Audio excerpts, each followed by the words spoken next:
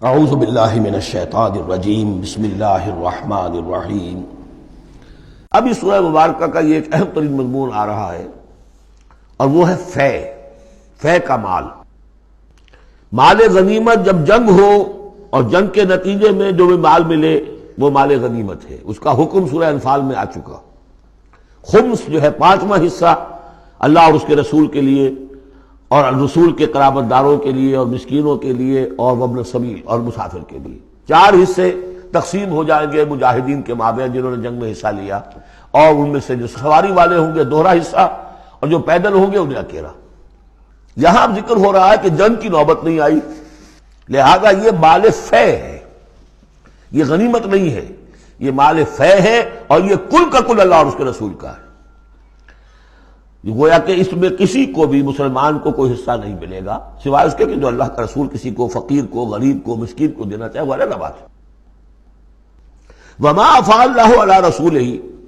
اور جو مال کے ہاتھ لگا دیا ہے اللہ نے اپنے رسول کے، منہم ان سے یعنی بنو نذیر سے، فما اوجفتم علیہ من خیر ولا رکاب، تو دیکھو اے مسلمانوں، تم نے ان پر نہیں دوڑائے نہ اپنے گھوڑے نہ اونٹ، ولیکن اللہ یسلط رسلہ علی من یشاء، یہ تو اللہ کی حکمت ہے، مشیت ہے، اس کی قدرت ہے، اللہ تعالیٰ مسلط کر دیتا ہے اپنے رسولوں کو جس پر چاہتا ہے۔ یہ خاص قدرت خدا بندی سے کہ اللہ نے ان کے دلوں میں رعب ڈال دیا، انہوں نے خود آ کے سرنڈر کر دیا، تو تمہیں تو جنگ کرنے کی نوبت پیش نہیں آئی، لہذا یہ مال غنیمت نہیں ہے۔ تو اللہ علی کل شیء قدیر، اللہ تعالیٰ ہر چیز پر قادر ہے۔ اب یہ حکم آ رہا ہے، ما افاء اللہ علی رسولہ من اہل القری، جو مال بھی ہاتھ لگا دے اللہ اپنے رسول کے ان تمام بستی والوں سے، فللہ وللرسول ولذی القربى والیتامى والمساکین وابن السبیل،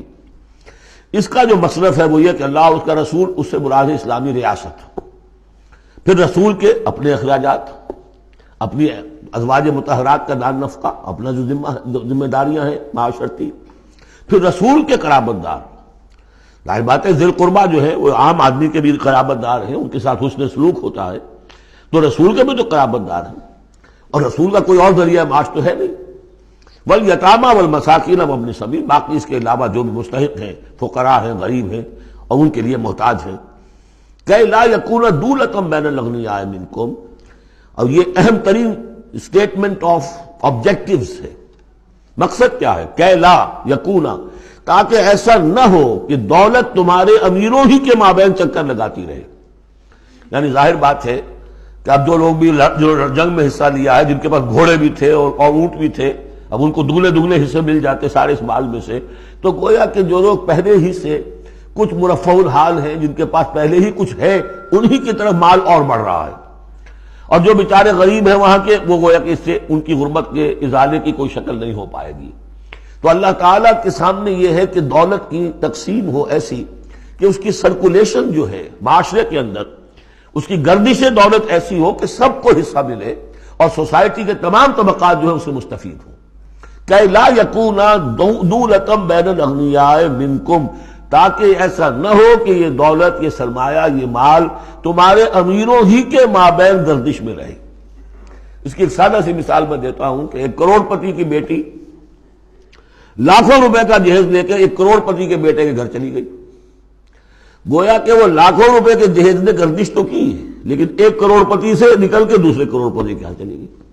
یہ دولت گردش کر رہی ہے اسی ایک اونچے طبقے کے اندر، انہی کے اندر جو ہے گردش ہو رہی، گردش ہے بھی اگر تو ان کے مابین۔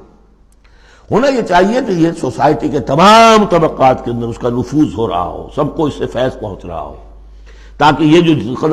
اس قدر جو ہے اونچ نیچ ہے، اتنی عدم مساوات ہے، وہ ختم ہو۔ وہ مساوات کے تمام انسان بالکل برابر کر دیے جائیں، وہ تو نہ کبھی ہوئی ہے نہ ہو سکتی ہے، وہ تو کمیونزم بھی مر گیا اور ایک دن کے لیے بھی اس مساوات کو قائم نہیں کر سکا۔ یہ ضرور ہے کہ انہوں نے جو اتنا فرق و تفاوت تھا، وہ نہیں ہے کہ جو امریکہ میں آج بھی ہے اور اس وقت بھی تھا، وہ فرق و تفاوت وہاں نہیں تھا، لیکن یہ کہ بالکل برابر سپاہی اور سپہ سالار برابر تو نہیں ہو سکتے، کچھ نہ کچھ فرق تو ہوگا، لیکن یہ کہ ایسا نہ ہو کہ معاشرے کے ایک طبقے میں ایک طرف تو احتیاج ہی احتیاج بڑھتی چلی جائے، بھوک ہو، احتیاج ہو، جس کے لیے کہ یہاں تک فرمایا حضور نے قاد الفقر ان یکون کفرا، فقر جو ہے احتیاج وہ انسان کو کفر تک پہنچا دیتی ہے۔ اور حضرت شاہ ولی اللہ دہلوی رحمۃ اللہ علیہ نے، وہ میں سمجھتا ہوں کہ اس دور جدید میں جو بھی معاشی مسائل کی پیچیدگیاں پیدا ہونے والی تھی، اس کا بڑا گہرا فہم جو تھا سب سے پہلے جس عالم دین کو ہوا ہے وہ شاہ ولی اللہ دہلوی ہے۔ ان کا کہنا یہ ہے کہ جس معاشرے میں، جس ملک میں تقسیم دولت کا نظام غیر منصفانہ ہوگا، اس کا نتیجہ یہ نکلے گا کہ ایک طرف دولت کے انبار ہوں گے، نتیجہ یہ کہ عیاشیاں ہوں گی، بدماشیاں ہوں گی، دوسری طرف عام لوگ جو ہے وہ ڈھور ڈنگر بن کر رہ جائیں گے، وہ بار برداری کے جانوروں کی حیثیت اختیار کر لیں گے کہ صبح سے لے کے شام تک کمر توڑ دینے والی جو ہے مشقت کر کے بھی بمشکل اپنی ضرورت پوری کر رہے ہیں۔ تو گویا کہ یہ غیر مساوی نظام تقسیم دولت جو ہے یہ دو دھاری تلوار ہے، ادھر بھی کاٹ رہی ہے ادھر بھی کاٹ رہی ہے۔ جدھر ایکومولیشن آف ویلتھ ہو رہی ہے ادھر عیاشیاں ہیں، بدماشیاں ہیں، ادھر جو بھی کچھ ہو رہا ہے اللہ تللے ہیں، نمود و نمائش کے لیے خرچ کیا جا رہا ہے، اس سے اور جو ہے دل پھٹ رہے ہیں۔ کسی بڑے سیٹ صاحب کی بیٹی کی شادی ہے اور پوری کوٹھی بقعہ نور بنی ہوئی ہے، ایک ایک پتے کے ساتھ انہوں نے لگا رکھا ہے ایک ایک بلب، اور دوسری طرف اس سیٹ کا کوئی نہ کوئی شوفر بھی ہے، کوئی اس کا کھانا پکانے والا ہے، کوئی چوکی دار ہے، کوئی مالی ہے، اور اس کے گھر میں بچی جو ہے بوڑھی ہو رہی ہے اور اس کا ہاتھ پیلا نہیں ہو سکتا اس لیے کچھ نہیں ہے اس کے پاس۔ تو ان ملازمین کے دل میں ان کی محبت پیدا ہوگی یا نفرت پیدا ہوگی؟ انما یرید الشیطان ان یوقع بینکم العداوۃ والبغضاء، شیطان تو چاہتا ہے تمہارے مابین دشمنی اور بغض کے جذبات پیدا کرے، اور وہ پیدا ہو رہے ہیں۔ دوسری طرف فقر ہے، کاد الفقر ویکون کفرا، تو اس میں یہ ہے کہ ضرورت ہے کہ لا یکون دولۃ بین الاغنیاء منکم، نظام ایسا ہونا چاہیے کہ منصفانہ عادلانہ تقسیم ہو دولت کی، اور اس طرح سے مستقل طبقات بن کر نہ رہ جائے۔ وما آتاکم الرسول فخذوہ، اب ظاہر بات ہے کہ اس وقت فوری طور پر تو بڑا دھکا لگا ہوگا نا، اوس اور خزرج کے مسلمان جو تھے وہ جب آئے تھے محاصرہ کیا تھا، توقع انہیں یہ ہوگی کہ مال غنیمت میں سے ہمیں ملے گا، تو فوری طور پر یہ سمجھ لیں آخر انسان تھے، فرشتے تو نہیں تھے نا، تو انہیں یقیناً کو ایک دھکا سا لگا ہوگا، شوق پہنچا ہوگا،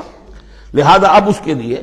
جو بھی ایک ایمان کو ان کے جو ہے اپیل کیا جا رہا ہے، وما آتاکم الرسول فخذوہ، اور دیکھو جو رسول تمہیں دے دے وہ لے لو، وما نہاکم عنہ فانتہوا، اور جس چیز سے روک دے رک جاؤ، واتقوا اللہ، اللہ کا تقوی اختیار کرو، ان اللہ شدید العقاب، اللہ تعالی سزا دینے میں بہت سخت ہے۔ صدق اللہ العظیم۔